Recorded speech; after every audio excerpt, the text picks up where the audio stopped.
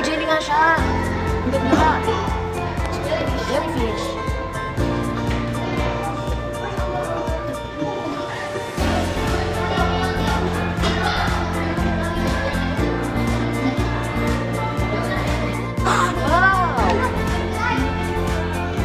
Frozen jellyfish.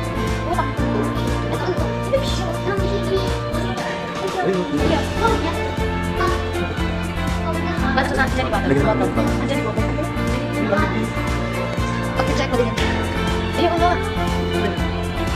Ikaw kita.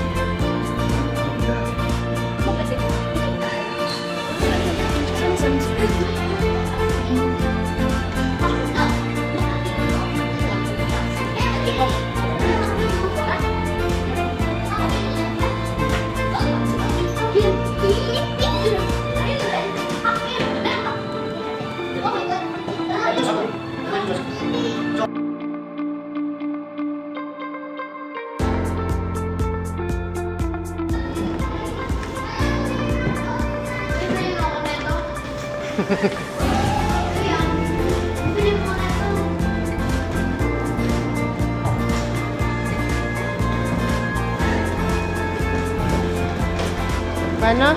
Parang tindig. Laki yun.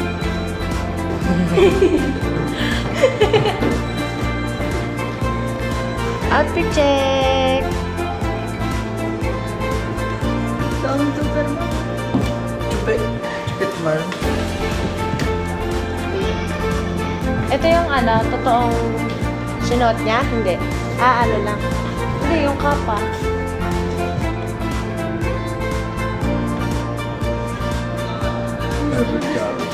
Sino?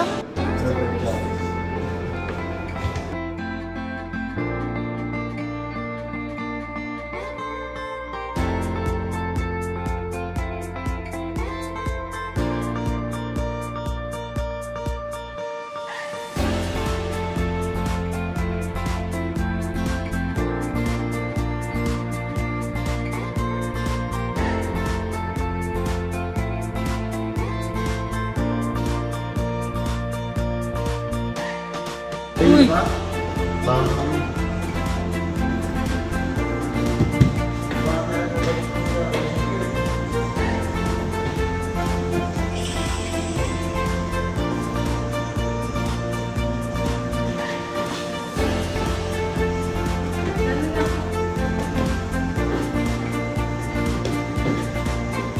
Lamig.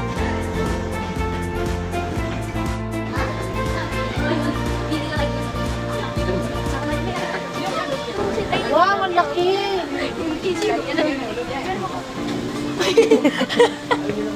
Yan yung bag ko kakaduwag mo sila sa puso. Ang laki!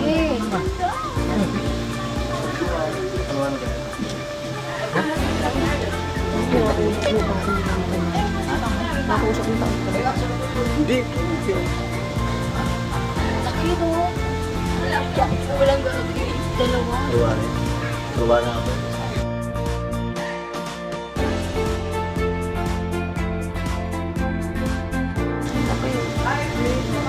Alam mo kayo Pag yan, ginala. Pag sino. Parang picture kayo ni Daddy.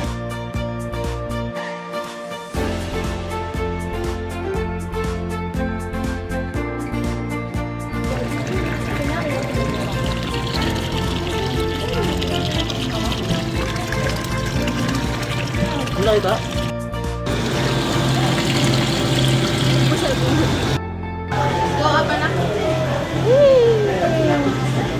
Baka magician. Hindi na siya. Baby niyo.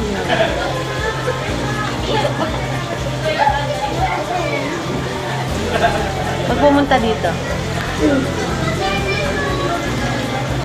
Saan?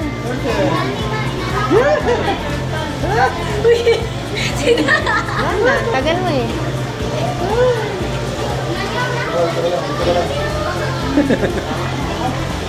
What? Dodi!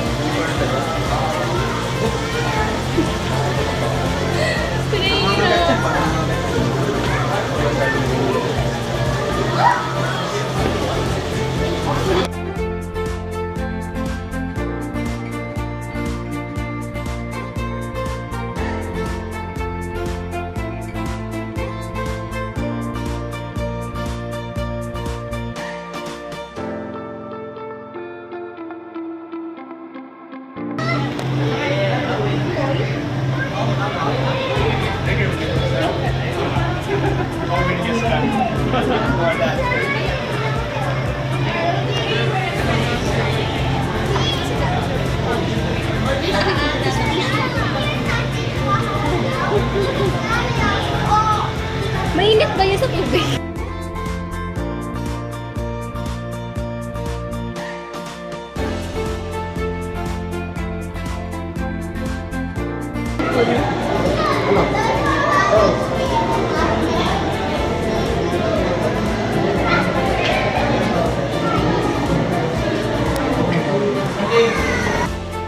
Ayan dapat. Yan. Para di nakakahilo. Eh, sumasayaw na ko. Ito isda din to. Para di nakakahilo.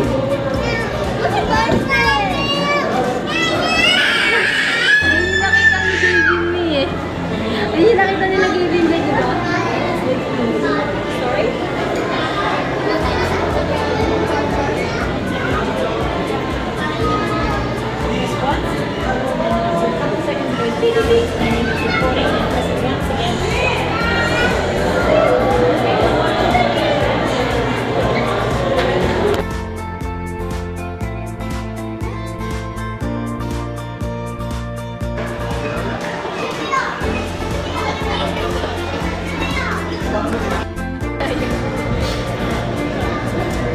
Diyan ako kayo, dali.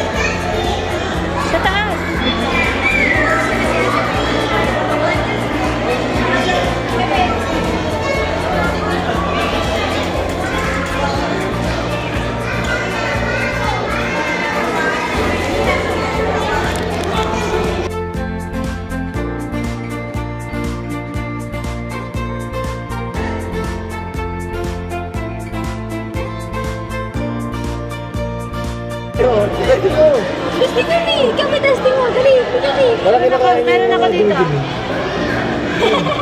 Ang galing! Pasok mo sa loob.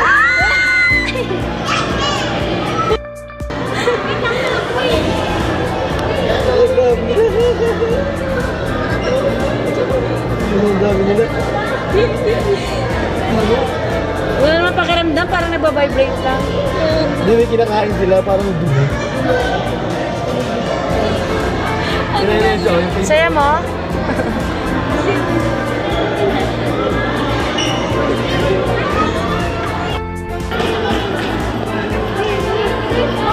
Hindi sila. Big na ata eh. Kabe, try mo, dali.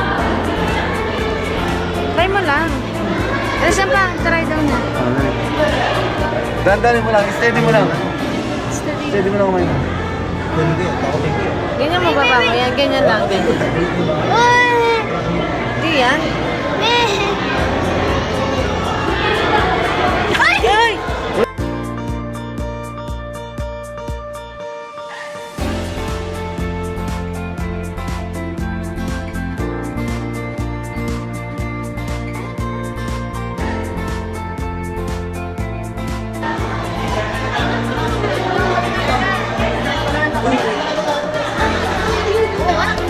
Ay, sa baba ko.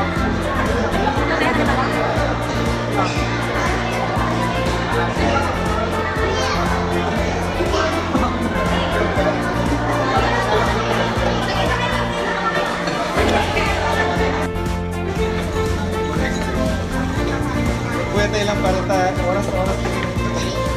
Nagtang sa mga.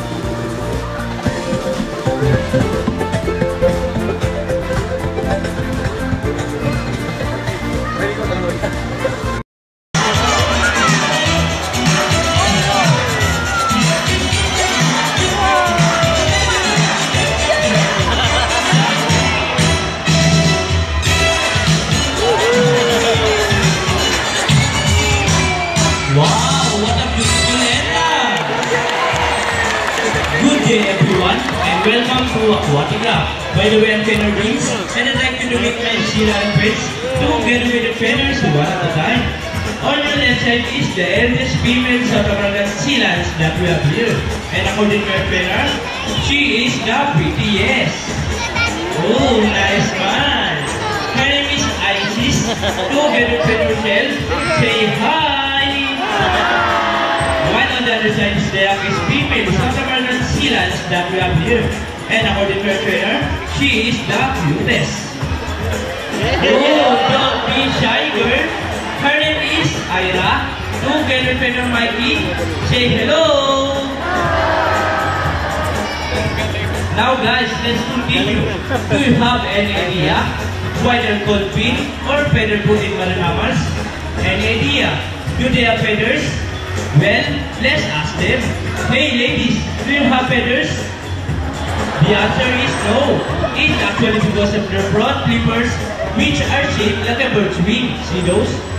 The term pinniped can also be translated as wing-footed, since the flippers do look somewhat like wings. In fact, they're able to be flying underwater as they swim from place to place, right, children? And did you know, they're often mistaken like seals because they look very much alike. But some differences between a seal and sea lions is the fact that they have bigger front flippers. And they can also turn their back flippers, something seals cannot do. As a result, they can walk upright while on land. And that's the fine demonstration. How about a round of applause for Sea Lion Band? And you know what, guys? They have this long and flexible neck. How flexible? Well, check this out. So flexible, right? How about a round of applause for Sea Lion Band? And as you can see, their body is covered with a thin coat of short, coarse hair. And their whiskers help the sea lion sense of touch. They contain nerve fibers which make them sensitive. Ooh, nice man. Hey! They may also use their whiskers to aid in navigation or to detect vibration from prey in the water. And their small external ears give them a good sense of hearing both above and below the water surface. Sea lions, like marine mammals, can see well both above and underwater, and they have keen eyesight but no color vision. In the wild, they inhabit waters close to shore, black walk leads you with tide pool and have a preference for rocky beaches. They have excellent climb ability, which can easily scale rocky cliffs. Check this out. Surely strong long-term clippers. Now, let's know about their swim abilities. Let's start with Ira, the cutest.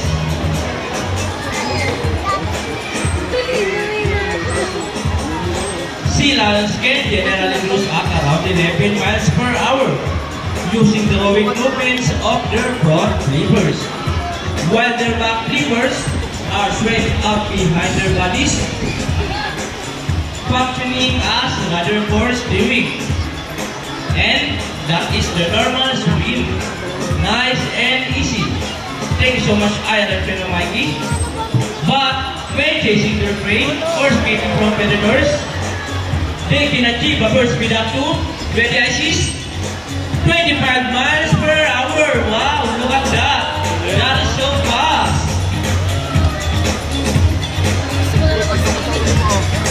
A round of applause for ICs, the BTS. Ooh, nice slide.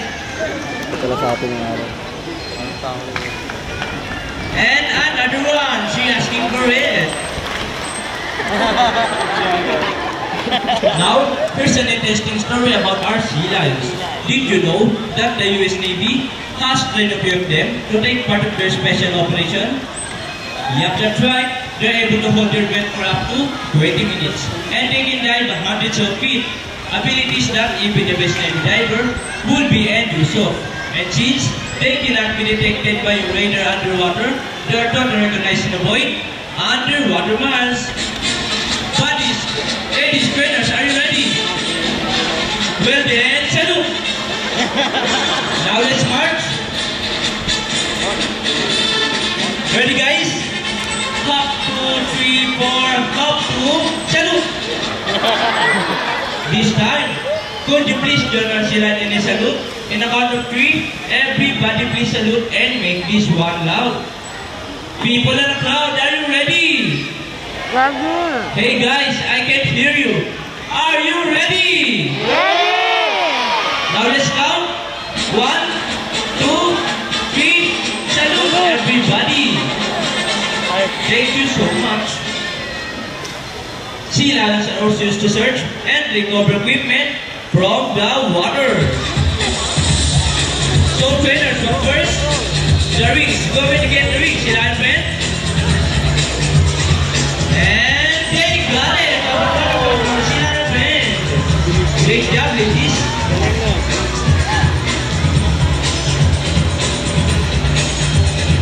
And another one. They're asking for it. Okay, trainers. What's next? The ball? How do you think they get the balls? It's a ball balance. Careful, ladies. Almost there. Careful. Come on, ladies. Ready? Fantastic. Excellent work, ladies. Now this time, would you like to say that number from our sea lion friend? Yes. Hey guys, where's the energy? Would you love to see them dance? Yes. Well, music maestro.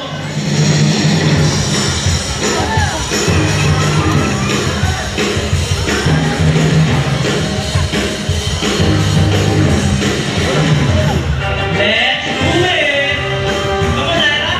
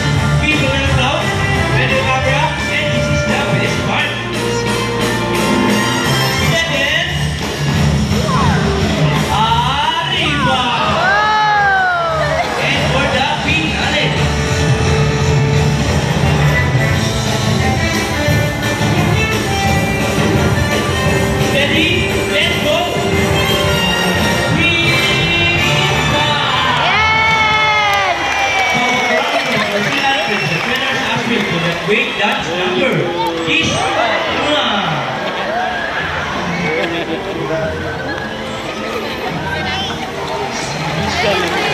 We hope you enjoy spending an afternoon here in Patica with your newfound friends, the Southern American Sea Lions, ISIS and IRA. And we also hope that even after you leave, you will take the experience with you wherever you go. And remember that what we do here on land greatly affects our friend in the sea. Sea lions, like marine animals, can actually survive in a transport the environments. So, let's keep our surroundings clean. Aside from pollution, there are many other chances of survival all over the world, such as climate change and illegal hunting. You can learn more about this inside our vocabulary. Always keep in mind that we are stewards of our planet and us. Each one of us must do what we can to protect and conserve all the inhabitants of our mother, including ourselves. So, we have my sister friend Rochelle, Aaron friend Mikey, and all of us here in Patica and Manila Ocean Park. We would like to thank everyone for visiting us today. We hope you all enjoy visit us again soon. So, take it, have a nice day. Say goodbye now from Silang friends. Say goodbye now. By the way, guys, if you love to have some souvenirs photos from our lovely version of Sea Lions, please approach the photographer over there at the exit area. And again, thank you for watching. Tayo sa penguin ni. Oo nga. Tapos na yan.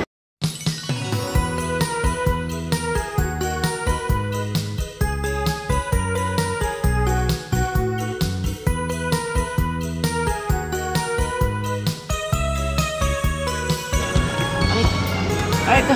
Kanina pala yung sa taas kanina.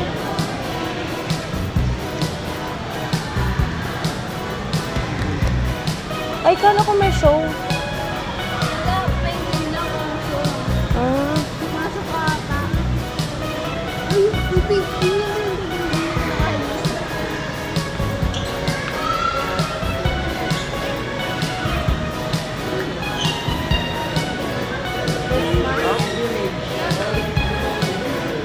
Ay, nakaw. Ay, may sakit.